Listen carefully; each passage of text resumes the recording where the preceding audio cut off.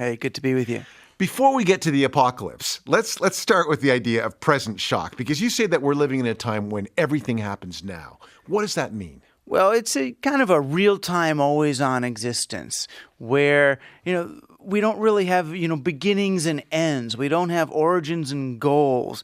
And we don't have even the social rhythms that used to orient us in time. Mm-hmm. It's more a sense that everything is kind of pulsing with a digital now that leaves us sort of untethered in time. So how has that changed? Being untethered in time, how is that different than the way we used to experience time before we entered this digital world? Well, I feel like we used to experience things really with beginnings, middles, and ends. Mm-hmm. Our life was a story. I'm going to go to school and have a job and then get a pension and then die. I'm going to join a political movement. We're going to have a great ends justify the means battle, and then we'll be victorious and the bad will go. I'm going to be a good Christian. I'll go to heaven. The bad guys will go to hell.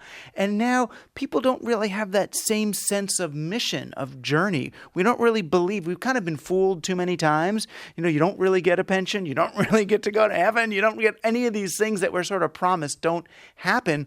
Plus, we're living in a digital media landscape. It's not television. It's not the movies. We don't really have an end. It's just this sort of insistent, perpetual hum. One reviewer of the book said you're writing about people using analog brains to deal with a digital reality. Do you think that's a fair summation? Largely, yeah. We're human beings and we live in human time, which is days and nights and cycles of the moon and years and seasons.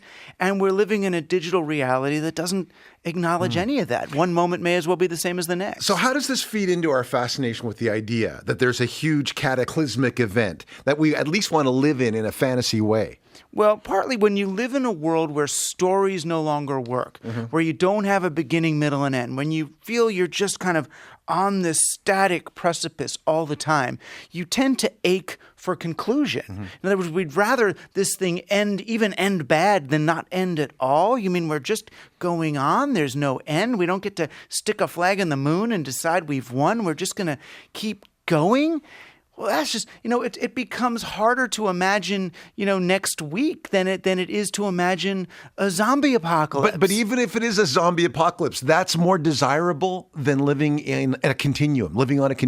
Well, at least you don't have to answer your email anymore, right? You don't have to worry about the bills. You're not going to worry about whether your stocks are going to last. Eating your brains or your family. Yeah, but in some ways it's a fantasy. We get to live the simple life with a shotgun over your arm. You're there with your family, and all you got to do is pick off slow-moving zombies on the horizon. So what you're really saying is we're yearning for a world where the highest form of technology is that shotgun.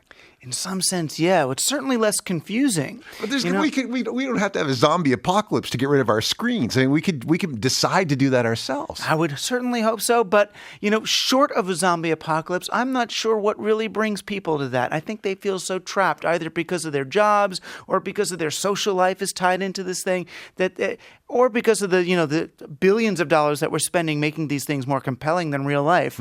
I think people really they do find it hard. They find it hard to imagine a scenario through which they get out of this mess. Okay, so I'm not sure if I get it yet, but let's go through some specific examples from the book.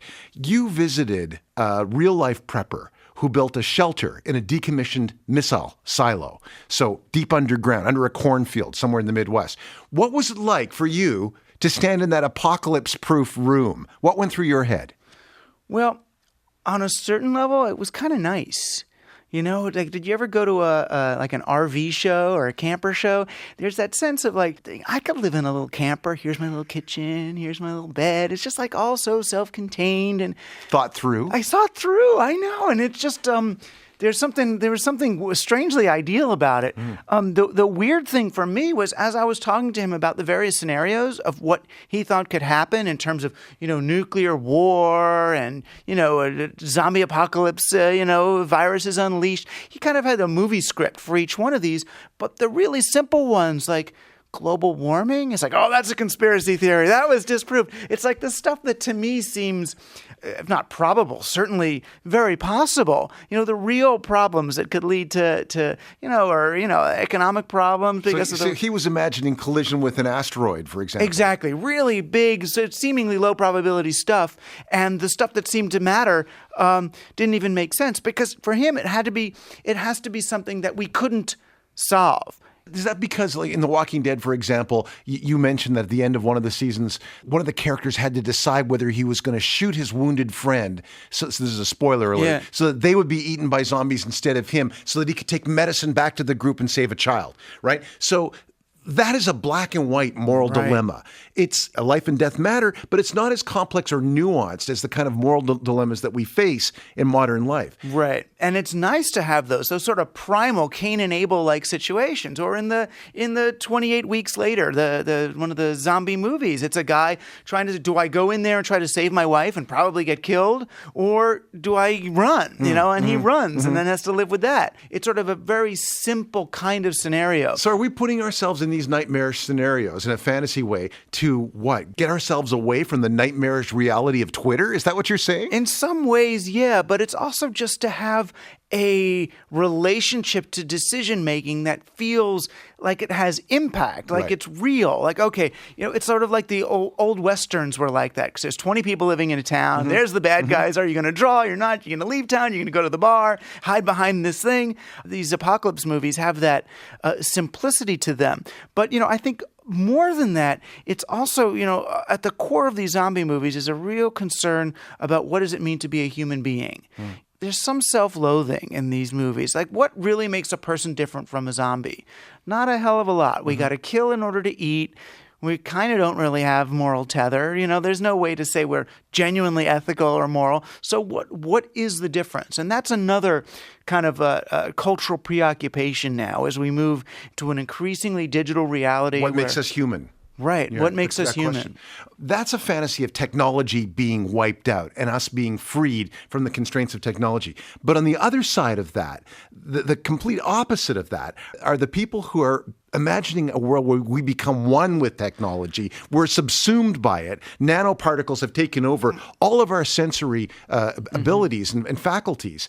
And these seem like total opposites. Why do you think they come from the same impulse? Well, because we're living in a world where we have these new friends, right? All of these smartphones and devices and things pinging us, challenging our natural rhythms, challenging our nervous systems. We live in the state of constant interruption that used to be endured only by air traffic controllers and 911 operators. Right. So we sense this stuff coming, and we have two main endings that we can envision, right? One is where things blow up, all the technology goes away, and we go back to being sort of primal, fundamental Cain and Abel human beings, just killing each other and zombies. The other way to go, the way that, say, folks like, Ray Kurzweil, who's a technologist, or Kevin Kelly, who writes a book, What Technology Wants, or any of the singularity people, they see technology keeps advancing beyond humans, that technology gets more complex than we are, that technology learns to think, and then human beings are irrelevant. Right. These folks, they believe that reality itself is really just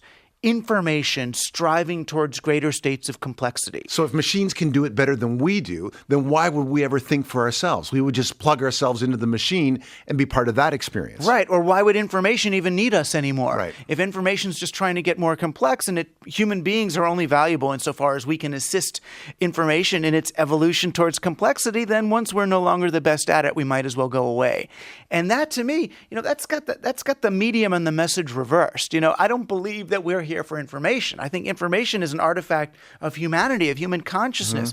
I'm on team human, and you can call that egotistical or self-centered, but I'm a human. Of course I should be on team human. But is this yearning for something large, apocalyptic, something that might be, in the end, all-consuming, is this new? Haven't we been doing this since at least the Book of Revelations? Isn't it all there in our DNA to kind of yearn for this? And that's why it's so ironic that these folks, and some of them are smarter than me, the kind of computer theory people who believe in the singularity, that they see it as this new thing. They don't recognize that they're just overlaying the same old pattern, the same same old, whether it's Christian or fundamentalist framework on top of technology. And these are the same guys that are out there saying, atheism is the only religion and people who believe in God are having this delusion. I mean, they're so above all of us who have these weird, superstitious spiritual beliefs, yet they're doing something just as silly or sillier than we would ever do. You said that this book took you the longest to write of all the books you've written, in part because of the number of demands that technology and the interruptions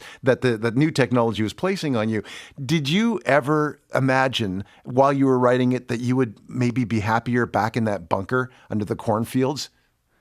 I do think about it often.